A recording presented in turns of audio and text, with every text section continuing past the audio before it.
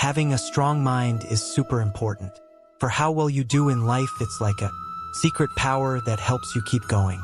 Even when things get tough, mental strength is what helps you tackle problems, stick to your goals, and face challenges with determination, especially when your talents and skills alone aren't enough. This video is all about the key ideas in Buddhism and how they relate to 10 habits that can make your mind weaker. If we learn and use these teachings, we can start a journey to make our minds stronger and more able to bounce back from tough times. Habit number 1, having a negative mindset. A negative mindset is like a heavy cloud that covers the bright sun of our inner happiness. It's a habit that makes us mentally weak because it colors everything in our life with shades of gloom and despair. When we constantly focus on the bad things, we miss out on the good stuff happening around us. It's like wearing dark glasses. Everything appears dim, even the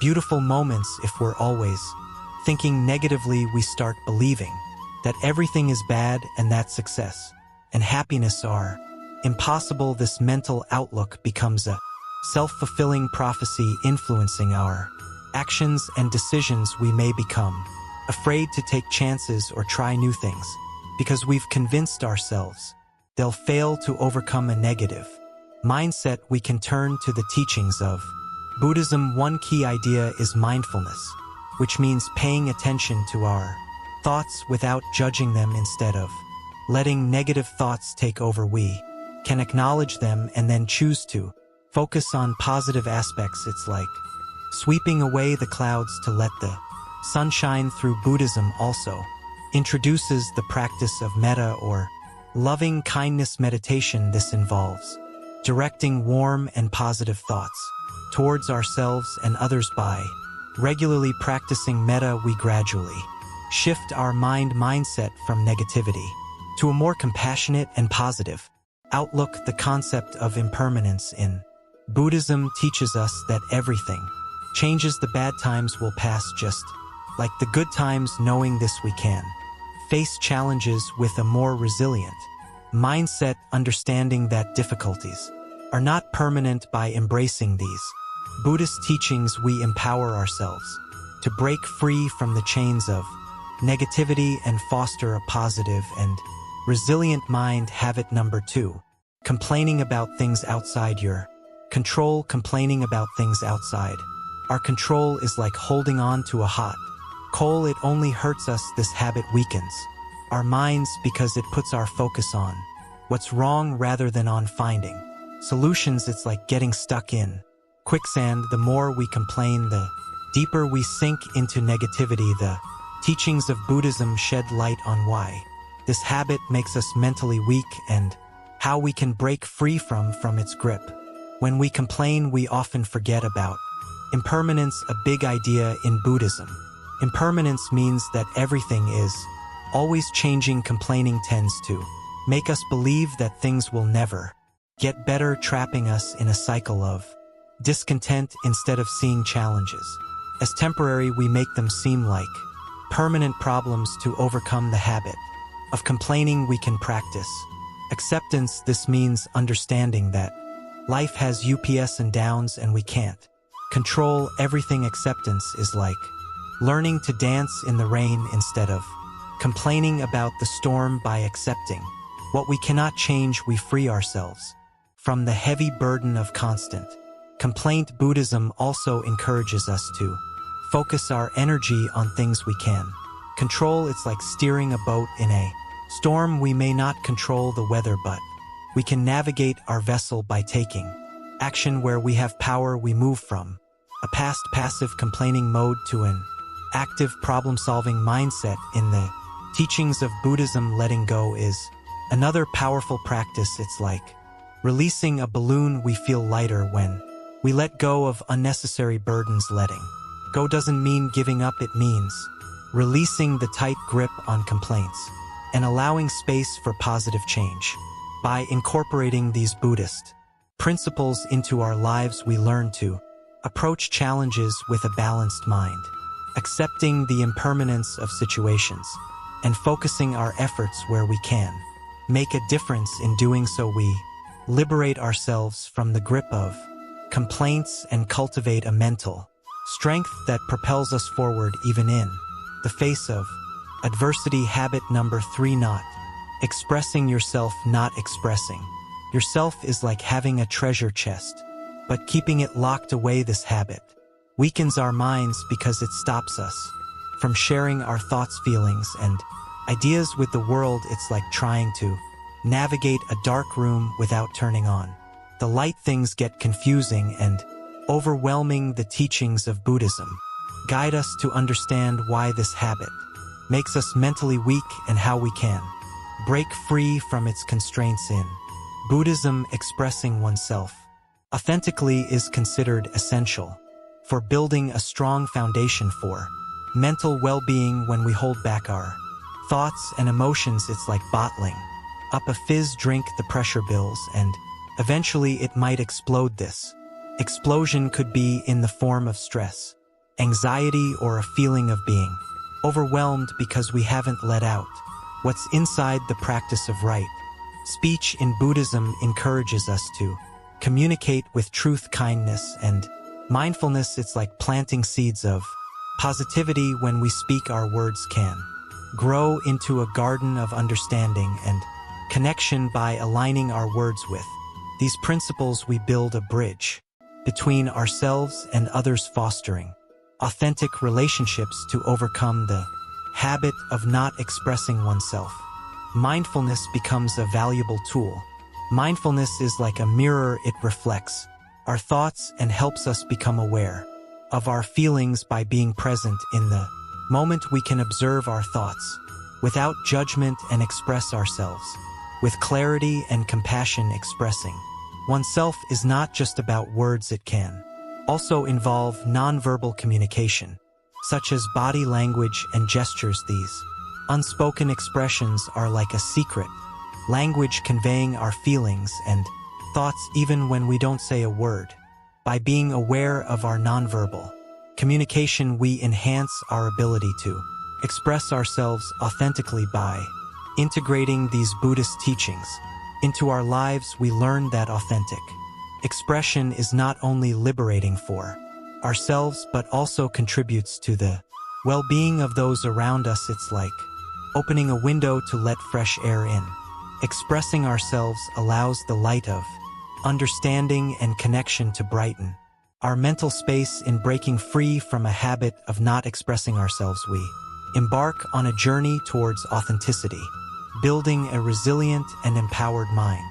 Habit number 4: blaming others for your problems. Blaming others for our problems is like trying to run a race with a backpack full of rocks. It weighs us down and slows our progress. This habit weakens our minds because it takes away our power. It's like handing the steering wheel of our life to someone else instead of driving ourselves. The teachings of Buddhism illuminate why this habit makes us mentally weak and how we can untangle ourselves from the blame game. In Buddhism, the concept of karma teaches us that our actions have consequences. Blaming others is like ignoring this law. It's refusing to recognize that we play a role in the unfolding of our own lives. When we blame, we become like spectators rather than active participants in our journey. Taking personal responsibility is about understanding that we have the ability to shape our experiences. It's like being in a storm without a compass. We might get lost in the turbulence. The teachings of Buddhism guide us to understand why this habit makes us mentally weak and how we can develop emotional intelligence to navigate the currents of our feelings. In Buddhism, mindfulness is a powerful practice that encourages us to observe our emotions without getting swept away by them. It's like standing on the riverbank and watching the water flow. We can witness our emotions without being pulled under. When we let our emotions rule us, it's like being caught in a storm without an anchor. We get tossed around and it becomes challenging to find our way. The concept of emotional intelligence involves recognizing, understanding, and managing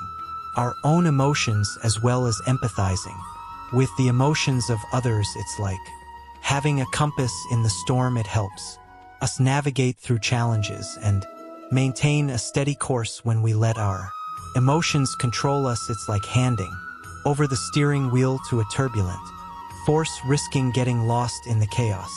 To overcome the habit of letting emotions rule us, mindfulness becomes a valuable ally. Mindfulness is like a sturdy boat. It helps us navigate through the waves without capsizing by being present in the moment and observing our emotions with curiosity and non-judgment. We gain the ability to respond wisely instead of reacting impulsively. Buddhism encourages us to cultivate a balanced mind through practices like loving kindness meditation. It's like planting seeds of compassion in our hearts. These seeds grow into a garden that allows us to respond to emotions with kindness, both towards ourselves and others. By embracing emotional intelligence, we develop a skill set that empowers us to understand, navigate, and learn from our emotions. Incorporating these teachings into our lives helps us break free from the habit of letting emotions rule us. Instead of being at the mercy of emotional storms, we become captains of our emotional ships, steering with mindfulness and compassion. By cultivating emotional intelligence, we navigate the seas of feelings with resilience, maintaining a steady course towards mental strength and well-being. Habit number 8, trying to control everything. Trying to control everything is like juggling too many balls. It's exhausting, and eventually we might drop them all. This habit weakens our minds because it sets us up for frustration and disappointment. It's like attempting to catch the wind, impossible and frustrating. The teachings of Buddhism guide us to understand why this habit makes us mentally weak and how we can find empowerment in the paradox of surrendering control. In Buddhism, the concept of non-attachment teaches us to let go of the illusion of control. It's like realizing we can't hold on to the clouds. They are always changing and shifting. When we try to control everything, it's like trying to hold on to water. It slips through our fingers, leaving us feeling powerless. Surrendering control doesn't mean giving up. Instead, it means recognizing the limits of our influence. It's like planting seeds in a garden. We nurture them, but we can't control the weather. The weather might bring rain or shine, but our role is to tend to the garden, burden with care. When we accept that some things are beyond our control, we free ourselves from the constant struggle, much like releasing a tightly clenched fist. To overcome the habit of trying to control everything, mindfulness becomes our ally. Mindfulness is like a steady anchor. It keeps us grounded in the present moment by focusing on what we can influence and letting go of the rest. We navigate the seas of uncertainty with grace and resilience. Buddhism encourages us to embrace the paradox that surrendering control leads to true empowerment. It's like realizing that by loosening our grip, we gain the strength to face life's challenges. When we surrender the need to control, it's like opening our hands to receive what life has to offer rather than clinging to our preconceived notions. Incorporating these teachings into our lives invites us to release the burden of trying to control everything. By surrendering the illusion of control, we paradoxically find empowerment, like a sail catching the wind, propelling us forward with a sense of freedom. Breaking free from a habit of micromanaging every aspect of life, we discover the strength that comes from embracing the ebb and flow of existence. Habit number 9, dwelling on the past.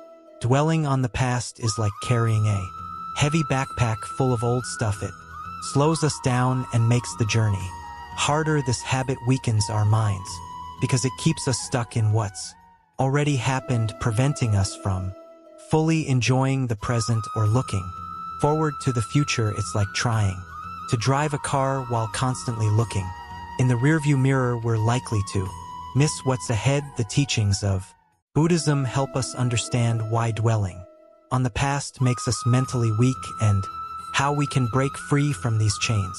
In Buddhism, the practice of mindfulness teaches us to be present in the here and now. It's like opening the windows to let in fresh air. It clears out the stuffiness of dwelling on the past. When we dwell on what's behind us, it's like trying to walk backward. We might stumble and lose our way. By letting go of the past, we create space for new experiences and opportunities. Dwelling on the past also ties us to old wounds and grievances. It's like keeping a wound covered in a bandage long after it is healed. It hinders us from fully embracing life. Buddhism encourages us to practice forgiveness, not just for others, but also for ourselves. Forgiveness is like opening the door to release the past. It allows us to step into the present unburdened. The teachings of impermanence in Buddhism remind us that everything changes. It's like watching a river flow. The water never stays the